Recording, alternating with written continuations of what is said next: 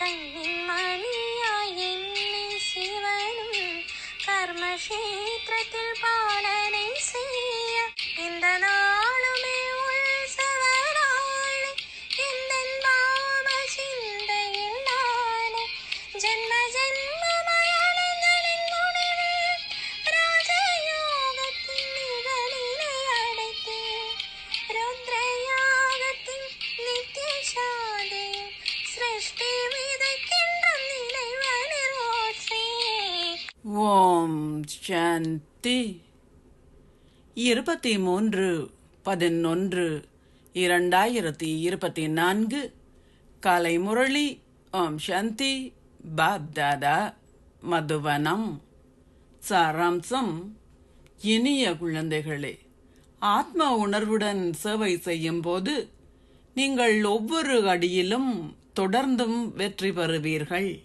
கேள்வி: எந்த விழிப்புணர்வு உங்களுக்குள் இருக்கும் போது நீங்கள் சரீர உணர்வு அற்றவராக இருப்பீர்கள்? பதில்: நீங்கள் ஓர் இறை சேவகன் என்ற விழிப்புணர்வை எப்பொழுதும் பேணுங்கள். ஒரு சேவகன் ஒரு பொழுதும் சரீர உணர்வை கொண்டிருக்க முடியாது.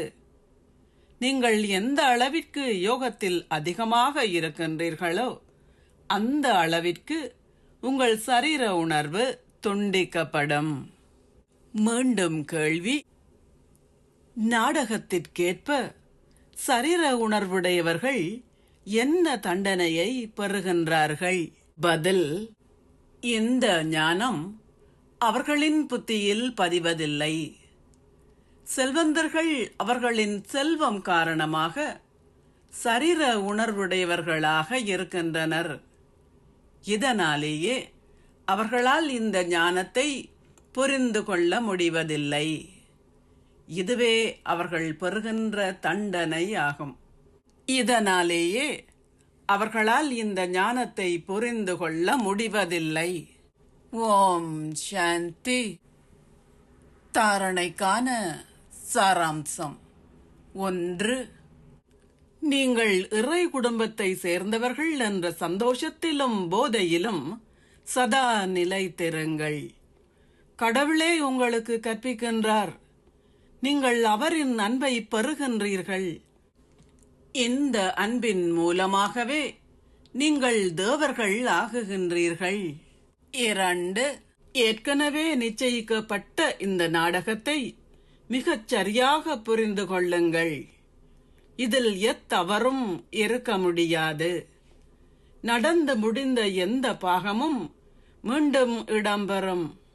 இவ்விடயத்தை ஒரு தெளிவான புத்தியுடன் புரிந்து கொண்டால் நீங்கள் ஒருபொழுதும் கோபப்பட மாட்டீர்கள்.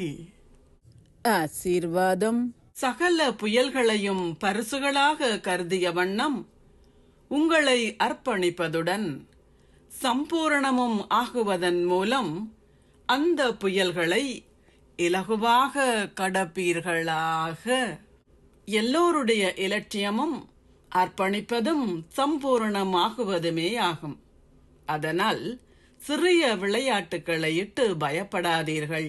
நீங்கள் விக்கிரகங்கள் ஆகுகின்றீர்கள். அதனால் நிச்சயமாக ஏதாவது சம்மட்டி அடி விழுந்து கொண்டே இருக்கும்.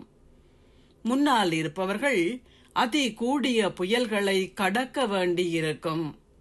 எவ்வாறாயினும் நீங்கள் அந்த புயல்களை புயல்களாக கருத மாட்டீர்கள், ஆனால் பரிசுகளாகவே கருதுவீர்கள்.